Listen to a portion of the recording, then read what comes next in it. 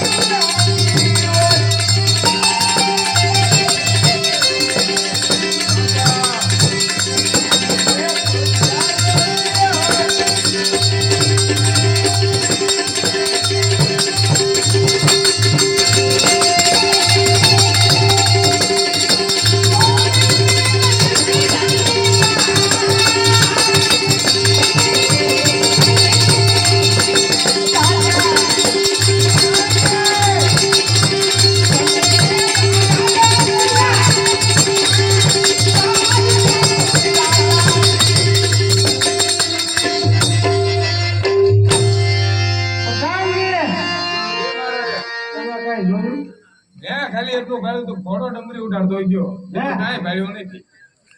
તમે ભાડ્યું હતું? ના, મેં બીજું કાંઈ નથી ભાડ્યું. ના. ઓ બોલે બીજું કાંઈ નથી ભાડ્યું ને? ના, મેં બીજું કાંઈ નતું ભાડ્યું. પ્રધાનજી બોલો. મારે રામદેવ સાથે મારે રાતમાં 3 વાર યુદ્ધ થયું. 3 યુદ્ધ હું હારી ગયો. એ મેં નથી ભાડ્યું. અને સમજો મોટી જબર તલવાર આમ સાચી તો નહીં. હા, વધારે એનો તો ડોકું પડી જાય. નો પડે ને મારે ડોકું કામ પડે. આમ જો આપણે રત્નાના જેલમાં પૂર્યો છે ને, એને પોલ આવી બતાવી થોડા લાલચ પૈસા આપી છૂટો કરી દો. જાઓ.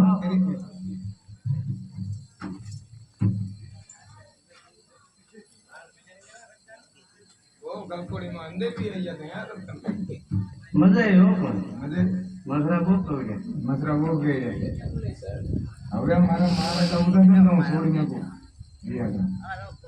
તું તો એક ચીઠીનો સાકર કહેવાય.